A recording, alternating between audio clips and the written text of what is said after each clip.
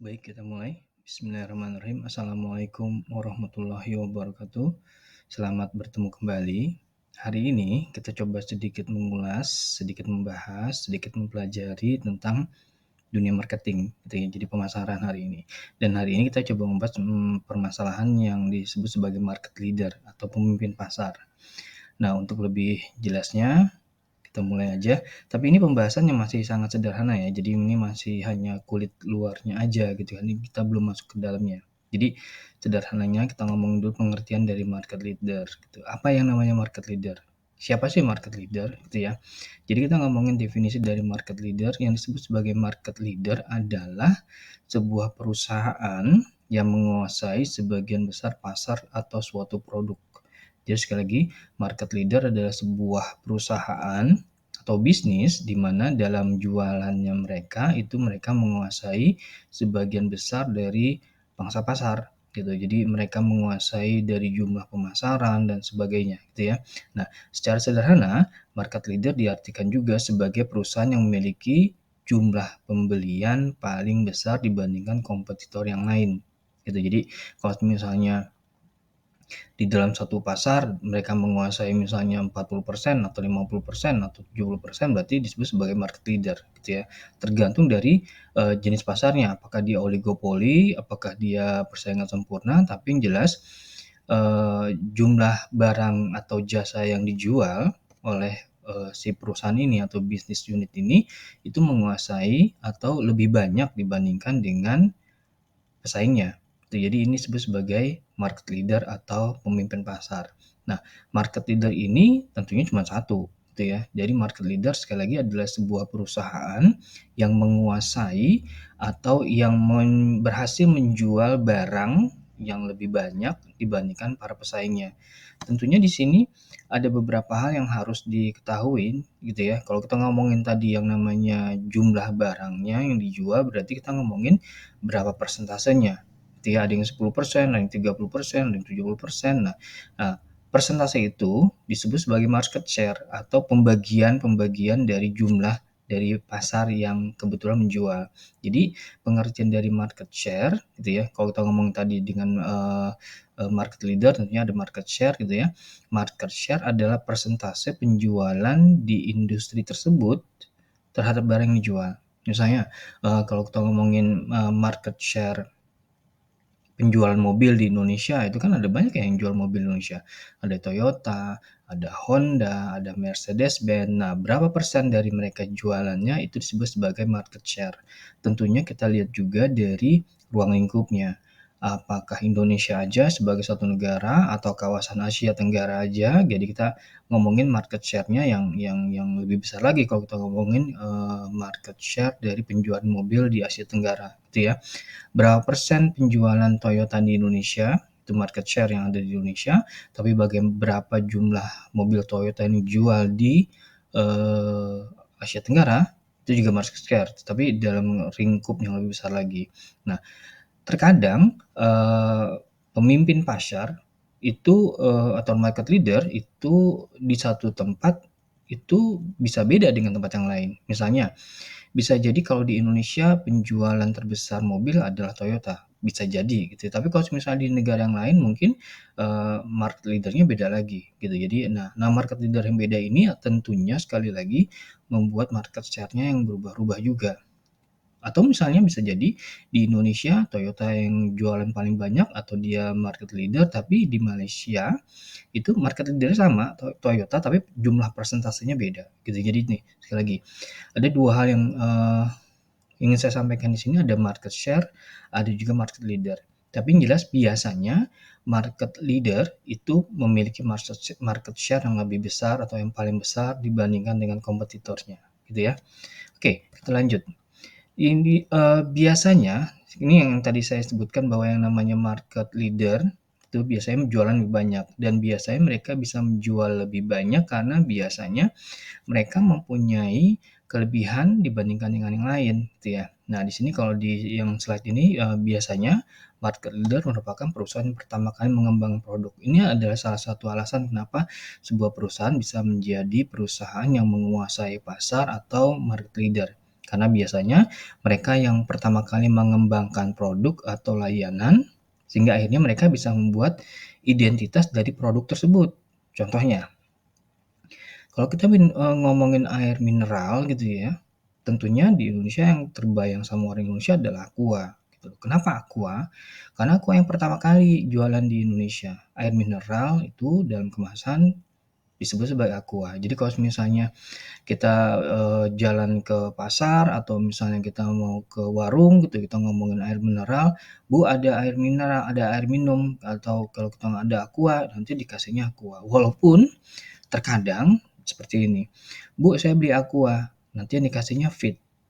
Tapi mereka nggak masalah itu, pembeli dan penjual nggak masalah. Kenapa? Karena yang ada di benak mereka adalah air mineral gitu. Tapi sekali lagi, karena Aqua sudah cukup kuat di Indonesia sebagai, produk yang menjual air mineral, sehingga akhirnya dia juga jadi market leader dan kebetulan Aqua adalah pemegang dari brand identity atau identitas dari sebuah produk gitu ya.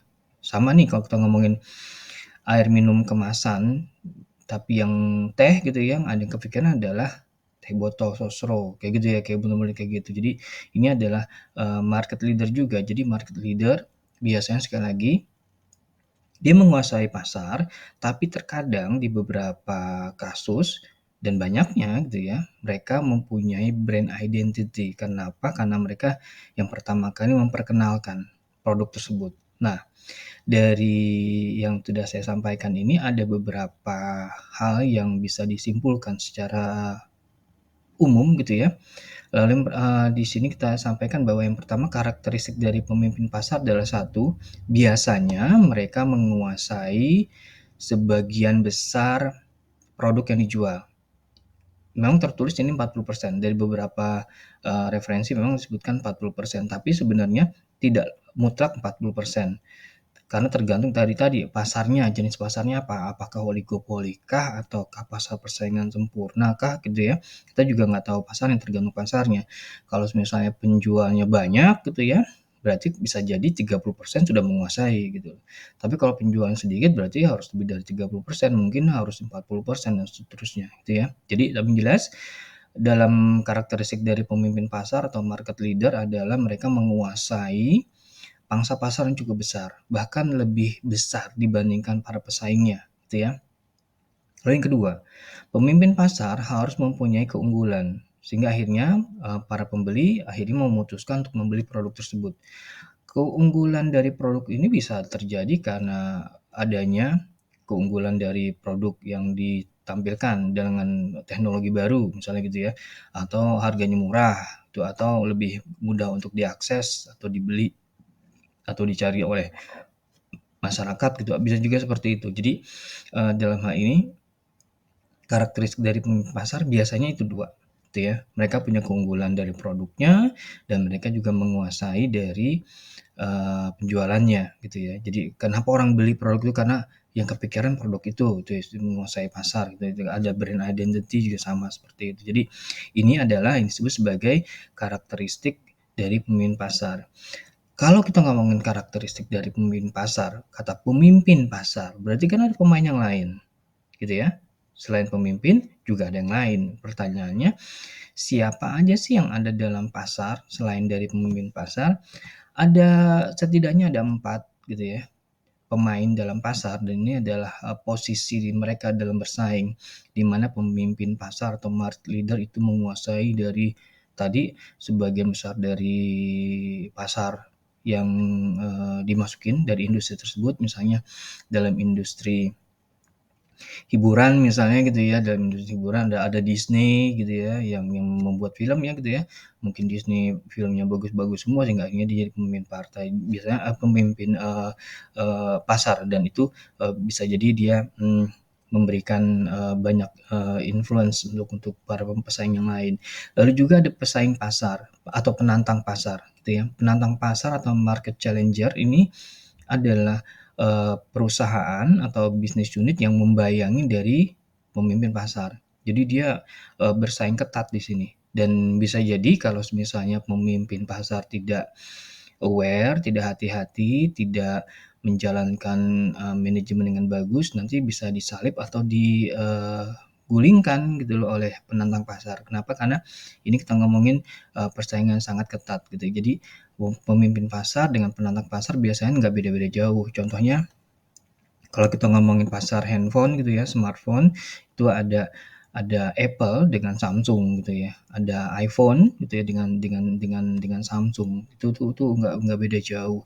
Kalau kita ngomongin siapa yang pemimpin, dilihat dari datanya sih iPhone gitu ya. Kenapa? Karena mereka punya punya feature, punya harga, punya brand gitu ya yang lebih katanya lebih daripada Samsung gitu. Dan ini sekali lagi, persaingan sangat ketat hingga akhirnya, hal-hal yang sama juga ditemukan kalau kita ngomongin air bersoda gitu ya, itu ada Pepsi dan ada Coca-Cola. Jadi mereka sangat bersaing ketat antara pemimpin pasar dengan penantang pasar. Jadi gitu, ini yang pertama pemimpin, lalu yang berikutnya di bawahnya ada penantang pasar. Lalu berikutnya di bawahnya dari penantang pasar ada pengikut pasar atau market follower. Nah, biasanya, perusahaan-perusahaan ini adalah perusahaan-perusahaan yang tidak sebesar dari pemimpin pasar dan penantang pasar, tapi mereka bisa bersaing juga dengan sangat ketat di antara para pengikut pasar.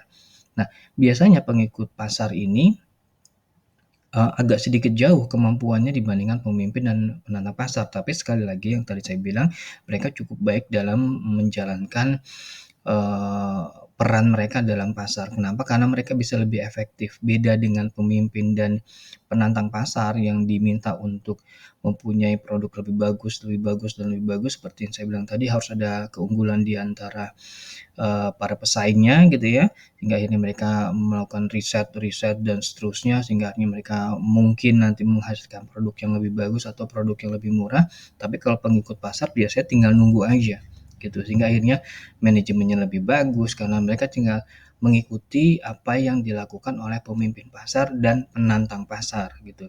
Misalnya kalau kita ngomongin handphone yang dilipat gitu ya, handphone dilipat misalnya Samsung mengeluarkan yang handphone fold gitu ya. Nah, pengikut pasar tinggal nungguin doang nih, apakah, keberhasilan dari Samsung dalam mengeluarkan handphone yang bisa dilipat itu, bisa mendongkrak penjualan Samsung nggak? Lalu kalau misalnya mendongkrak berapa persen? Sehingga akhirnya pengikut pasar tinggal ngikutin aja gitu loh. Jadi ini adalah, hal yang dari sisi sini itu sangat baik. Jadi mereka tidak harus mikirin capek-capek, susah-susah membuat sebuah inovasi yang luar biasa. Kenapa? Karena kalau mereka bikin juga belum tentu bisa menggeser kekuatan dari pemimpin pasar atau, penantang pasar gitu. Tapi mereka lebih lebih efektif gitu. Tapi ada juga yang pesaing yang terakhir adalah di sini para penceruk pasar atau market nicher gitu ya.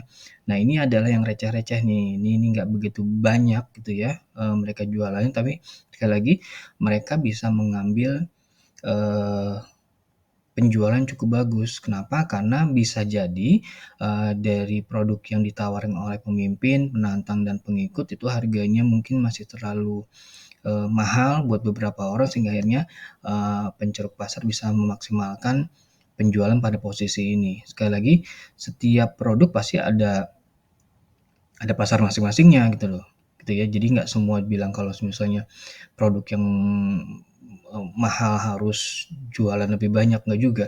Nggak selalu juga kalau produk dengan brand identity atau brand image yang bagus itu jualannya bagus juga, nggak juga. Karena juga ada juga, eee, keterbatasan dari para konsumen sehingga akhirnya bisa beradaptasi atau mungkin ada sedikit penyesuaian tentang, barang yang akan dibeli gitu. Dan ini sekali lagi, setiap pemain dalam pasar itu mendapatkan, pangsa pasarnya sendiri-sendiri sehingga akhirnya sekali lagi, tidak selalu harus, sikut-sikutan gitu ya. Kalau mungkin kita sering dengar adalah rezeki nggak akan kemana gitu ya, karena kenapa? Karena tadi, karena setiap produk, setiap kualitas pasti ada, yang menjadi lawannya gitu. Kalau kualitasnya bagus, harganya juga mahal, yang beli juga orang yang punya uang dan punya, latar belakang pendidikan ekonomi dan pendidikan yang bagus sehingga akhirnya mereka mencari produk yang selevel gitu. Tapi yang menengah juga ada, yang bawah juga ada, seperti itu. Ya ini, sekali lagi hanya kupasan awal dari dunia marketing, kita ngomongin tentang market leader. Mungkin nanti insya Allah akan dibuat lagi sambungan dari, pembahasan yang serupa, tapi yang jelas untuk, market leader sampai di sini dan mohon maaf ini hanya baru kupasan awal aja, saya, eee, belum masuk lebih dalam mengenai apa dan gimana dari market leader. Sekian dari saya, mudah-mudahan ini bisa memberikan tambahan wawasan buat kita semua, sehingga akhirnya kita bisa melihat bagaimana posisi persaingan di pasar dan seterusnya. Itu. Oke, terima kasih. Jangan lupa kalau misalnya ada yang ingin disampaikan, silakan ketik di komentar atau ingin utarakan misalnya, "Tolong dong bikin materi ini," gitu, tolong disampaikan di komentar. Karena sekali lagi, itu akan lebih bagus nanti ke depannya buat saya karena saya nanti akhirnya harus belajar ujung-ujungnya gitu ya, tentang dunia atau hal yang baru sehingga akhirnya nanti saya bisa sampaikan dalam bentuk video di channel ini. Terima kasih, saya pamit.